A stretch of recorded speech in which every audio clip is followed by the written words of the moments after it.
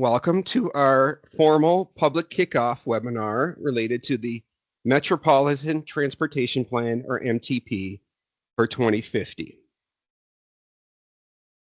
My name is Jarrett Hubbard. I serve as the Community Planning Manager for Olmsted County and ROCOG, and I'm joined today by Carly McElroy, who is a Senior Planner with Olmsted County and ROCOG as well, and we've been working on the Metropolitan Transportation Plan.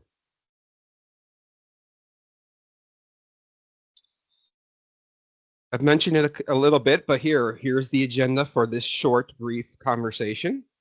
After we get through the welcome, little introduction to what is and who is ROCOG, and what is the Metropolitan Transportation Plan, and then we'll conclude with a brief timeline of how the document's going to be created and approved, and the engagement strategies that we plan to use through the process. And then, as I said, after about 10 minutes, we'll open it up for open comment period, and we'll see if anyone has any wishes to speak to us. So with that, I'll dive on in. What is ROCOG, or what is the Rochester-Olmsted Council of Governments? We are the federally recognized Metropolitan Planning Organization, or MPO for short, for the Rochester area. The federal government requires that any city over the population of 50,000 have a Metropolitan Planning Organization in place to oversee the distribution and construction of federal transportation dollars in that area. By federal law, we do that by using what's known as the 3 C's in a comprehensive, continuing, and cooperative process. The ROCOG area is composed of all of Olmsted County and including all of the communities of Pine Island and Chatfield that sit outside of Olmsted County. And a couple things to highlight about ROCOG's purpose and mission. The first thing is we are regionally focused, as the map shows. And then additionally, we are primarily a policy agency. We do not oversee, maintain, or manage any transportation elements in the area of Olmsted County itself.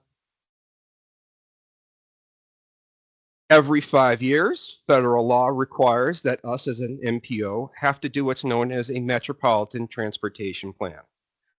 This is a 20-year document looking at what our transportation system will be in the future and responding to future population and employment growth for the area.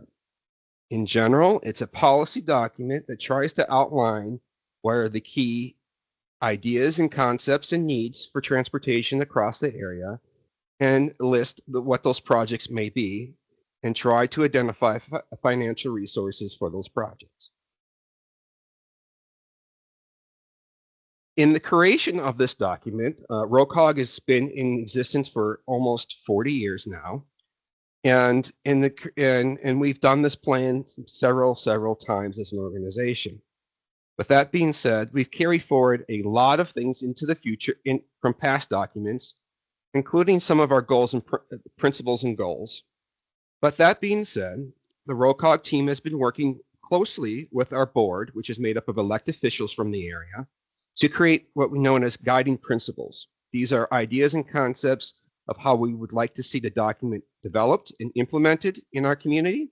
These include creating a document that is friendly, for all and approachable for all to read, seek community outreach whenever and however possible, and then try to look at our proposed future transportation system with an equity lens. As I've already said several times, and you've heard me say, is that many of the requirements of ROCOG are federal law and federal requirements. In those same federal laws, that is goals and objectives that need to come out of our Metropolitan Transportation Plan.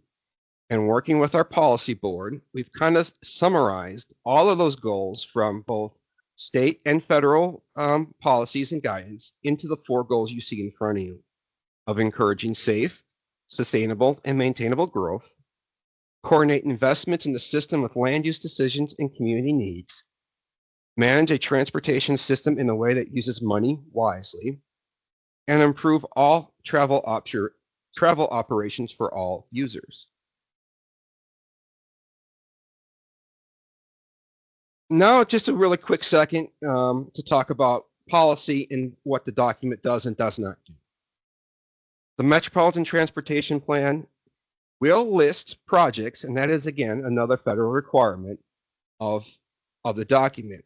As such, we are looking right now at the 6th Street Bridge as an example here in our community. The 6th Street Bridge did receive federal transportation funds to be delivered, and as such, needs to be recognized within all of ROCOG's planning materials.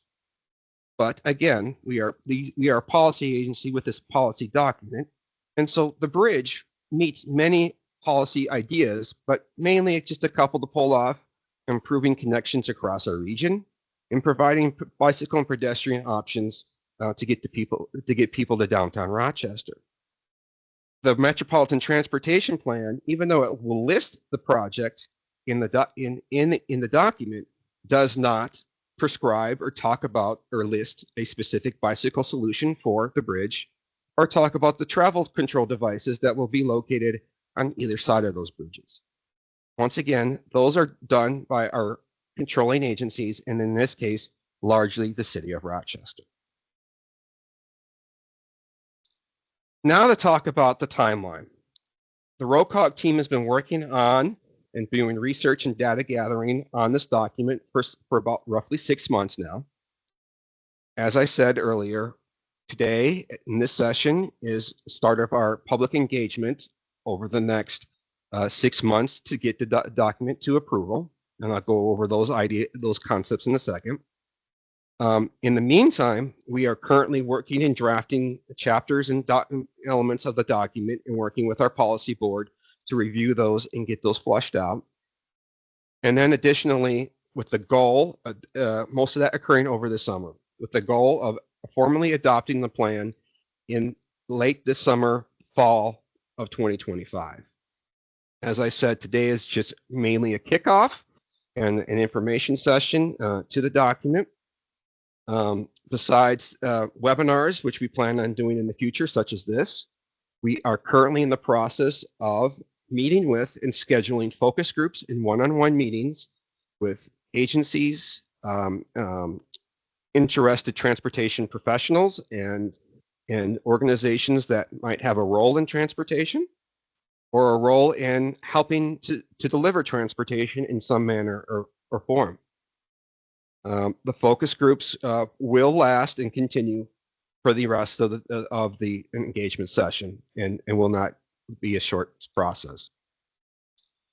In the meantime, we will also do pop-up events. We have a plan to try to hit many community events across the region or the county, primarily targeting late spring or early summer for those events. Of course, we will have a formal open house that will probably have another virtual option. It's in the late summer. And then, of course, will there be a formal public hearing held by our policy board, again, the elected officials from the area, with the formal adoption of the plan in September of 2025. With that concludes the slides that I have to present to you all tonight.